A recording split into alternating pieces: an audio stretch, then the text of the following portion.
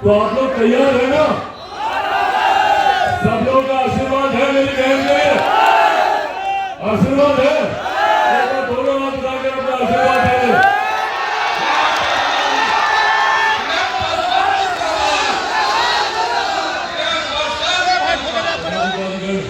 मौजूद यहाँ पर हमारे गठबंधन के तमाम मजबूत कार्यकर्ता साथी, प्रेस मीडिया के हमारे पत्रकार साथी, आदरणीय बुजुर्गों, माताओं, बहनों, मेरे तमाम नौजवान युवा साथियों, सबसे पहले आप सबको सलाम करता हूं।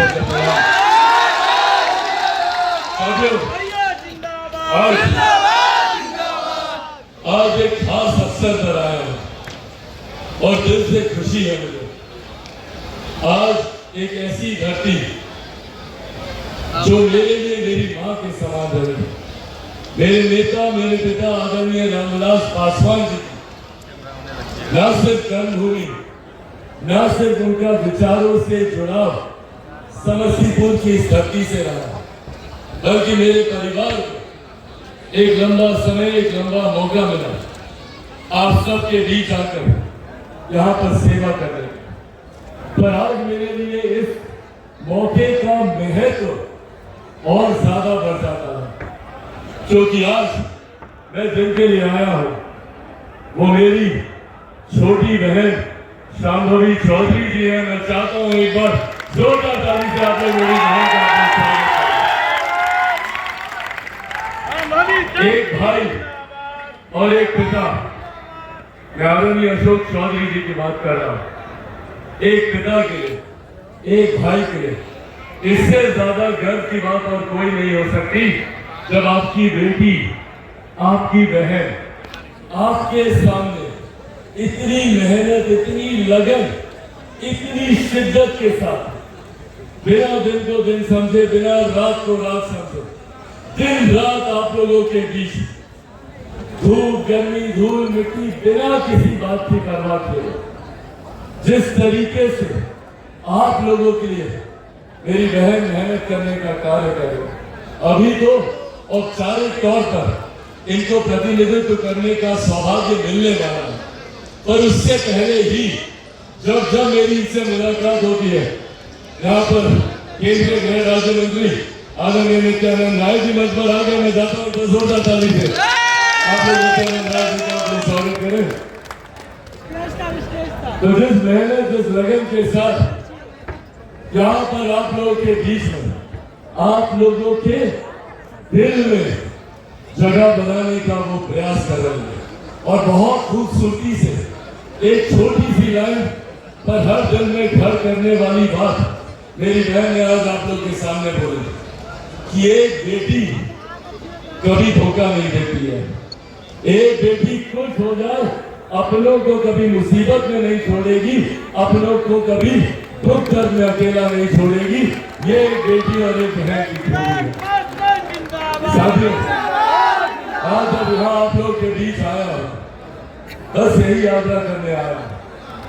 शांभवी ना सिर्फ मेरी छोटी बहन है, बल्कि युवा, तेज तरह, पढ़ी लिखी, जानकार होना, प्रखर वक्ता, जो कल जब भारत की संसद में जाएंगी और आप लोगों के जुड़े हुए विषयों को जब वो उठाने का काम करेंगी, तो न सिर्फ समस्तीपुर का सर, बल्कि पूरे बिहार प्रदेश का सर गौरव से ऊंचा होगा कि एक बिहार की बेटी इस तरीके से अपनी बातों को रख रही है। साथियों, आज जब हम लोग चुनाव की दहलीज पर हैं, जरूरी है हमारे प्रधानमंत्री जी का तीसरी बार देश का प्रधानमंत्री बना। हम जहां जा रहे हैं और आज पहले चरण के मतदान चल रहे हैं। गया की बात हो, नवादा की बात हो, औरंगाबाद की बात हो या जमुई की बात हो, जहां जहां से भी जानकारी मिल रही है, एक बात तय है, एक बात स्पष्ट है कि एनडीए गठबंधन के हर एक प्रत्याशी की न सिर्फ जीत सुनिश्चित है, बल्कि जब परिणाम आएंगे तो आप जीत के अंतर को देखिएगा। बड़े मार्जिन के साथ एनडीए का हर प्रत्याशी हर लोकसभा से जीतने जा रहा है। आज के चरण में 4 की 4 और 7वें चरण के बाद 40 की 40 सीटें हम लोग बिहार में जीतकर हमारे प्रधानमंत्री जी के 400 पार के लक्ष्य में बिहार 400 सीटों का महत्वपूर्ण योगदान देने जा रहा है। ये बात तय है, इसमें कहीं कोई संदेह नहीं है। साथियों, आज जब मैं प्रधानमंत्री जी को तीसरी बार देश का प्रधानमंत्री बनने की बात करता हूं, कारण है उसका। एकमात्र यही प्रधानमंत्री हैं जिनमें ये इच्छा शक्ति रही, जिन्होंने भारत की अर्थव्यवस्था को मजबूत करने का काम किया। कुछ लोग कहेंगे कि भैया अर्थव्यवस्था तो अर्थशास्त्रियों का विषय है, हम लोगों को क्या। पर जो लोग जानते हैं वो लोग समझते हैं कि जब किसी देश की अर्थव्यवस्था मजबूत होती है तो उस देश के हर राज्य का राजस्व बढ़ता है। जब राज्य का राजस्व बढ़ता है तो हर क्षेत्र का आर्थिक विकास होता है, और जब क्षेत्र का आर्थिक विकास होता है तो हर गरीब व्यक्ति के हाथ में ज्यादा कमाई आती है, प्रति व्यक्ति आय में इजाफा होता है। और यही कारण है कि पिछले 10 सालों में लगभग 25 करोड़ से ज्यादा ऐसे देशवासी जो गरीबी रेखा के नीचे थे, उन लोगों को गरीबी रेखा से बाहर निकालने का काम हमारे प्रधानमंत्री आदरणीय नरेंद्र मोदी जी के द्वारा किया गया। जहां एक तरफ हमारे प्रधानमंत्री ने देश की अर्थव्यवस्था को मजबूती देने का काम किया और अगले 5 साल का लक्ष्य रखा कि इसको तीसरी सबसे मजबूत अर्थव्यवस्था बनाना है, तो वही 2047 तक देश को, हमारे भारत को एक विकसित देश बनाने का लक्ष्य भी रखा गया, जिसकी नींव में जुड़े हुए हर विकास के कार्यों पर काम भी शुरू कर दिया। आज से पहले किसी प्रधानमंत्री ने महिलाओं के स्वास्थ्य की चिंता नहीं की थी। आज एक प्रधानमंत्री जो महिलाओं के लिए उज्ज्वला योजना लेकर आता है, किसी ने इनके सम्मान की चिंता नहीं की थी। पहला ऐसा प्रधानमंत्री जो महिलाओं के लिए शौचालयों का निर्माण करता है। हमारे प्रधानमंत्री जो महिलाओं की चिंता करते हैं, बुजुर्गों के अधिकारों की चिंता करते हैं। कोई बुजुर्ग या कोई भी गरीब व्यक्ति आर्थिक अभाव में स्वास्थ्य लाभों से वंचित न रह जाए, उनके लिए उज्ज्वला योजना लेकर आते हैं।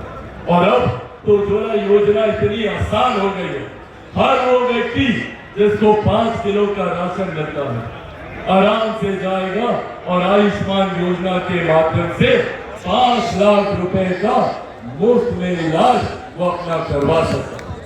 हमारे प्रधानमंत्री ने ये इच्छा शक्ति दी है, देश की नहीं दुनिया की सबसे बड़ी गरीब कल्याण की योजना का उन्होंने निर्माण किया, जिसका श्रेय मेरे नेता, मेरे पिता आदरणीय रामविलास पासवान जी को भी जाता है।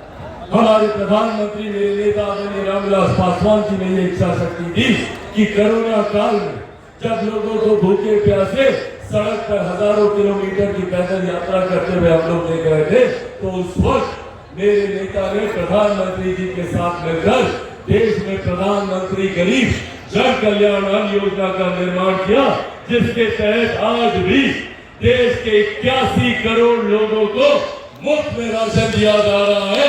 ये देश हमारे प्रधानमंत्री आदरणीय नरेंद्र मोदी ने मैं आप लोगों पर छोड़ के जाता हूँ। तो याद आप लोगों से जरूर करूंगा कि वो दौर भी हम लोगों ने देखा, 90 का दशक भी हम लोगों ने देखा, जब घर से बहन, बेटियां, माए निकल नहीं सकती थी, बड़े तादाद पर पलायन हुआ।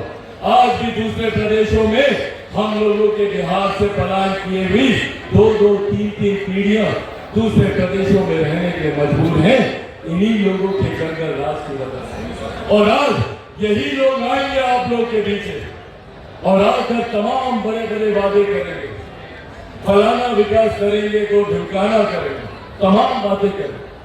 पर जो लोग अपने कार्यकाल में हम लोग का विकास नहीं करता है, जो लोग अपने परिवार के सदस्यों के बिहार में शीर्ष नेतृत्व में रहते हुए बिहार का विकास नहीं कर पाए, वो लोग आज जब विकास की बातें करने आते हैं तो वो सिर्फ और सिर्फ एक छलावा है। इसीलिए साथियों, यह आग्रह आप लोगों से करूंगा, आने वाले दिनों में चुनाव सोच समझकर मतदान हम लोग को करने की जरूरत है। और ये विश्वास जाने से पहले आपको दिलाकर जाता हूं। अभी कुछ समय पहले हमारे साथी इस बात का जिक्र कर रहे थे कि आप लोग को एक नहीं दो सेवक मिलने वाले हैं। जहां एक तरफ शांभवी जी मजबूती से केंद्र में प्रधानमंत्री जी के साथ बैठकर आपके समस्याओं का समाधान ढूंढेंगी, आपकी जुड़ी हुई समस्याओं का हल निकालेंगी, तो वही मजबूती से हमारे भाई अशोक चौधरी जी मुख्यमंत्री जी के बगल में बैठकर आप लोगों की समस्या का समाधान करने का काम करेंगे। तो ऐसे में ये परिस्थिति इससे ज्यादा खूबसूरत नहीं हो सकती।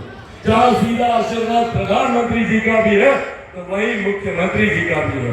और जब आप मेरी बहन को मजबूत करेंगे तो हमारे प्रधानमंत्री मजबूत होंगे, आदरणीय मुख्यमंत्री नीतीश कुमार जी मजबूत होंगे, जीतन राम मांझी जी मजबूत होंगे, उपेंद्र कुशवाहा जी मजबूत होंगे और चिराग पासवान भी मजबूत होंगे। बिहार और बिहारी फौज की सोच के साथ निकला, उस सोच को धरातल पर उतारने के लिए मुझे मजबूती मिलेगी। ऐसी सोच का धरातल पर उतरना जरूरी है जो महिलाओं के सम्मान, बुजुर्गों के अधिकार और युवाओं के भविष्य की चिंता करे। अपनी बातों को समाप्त कर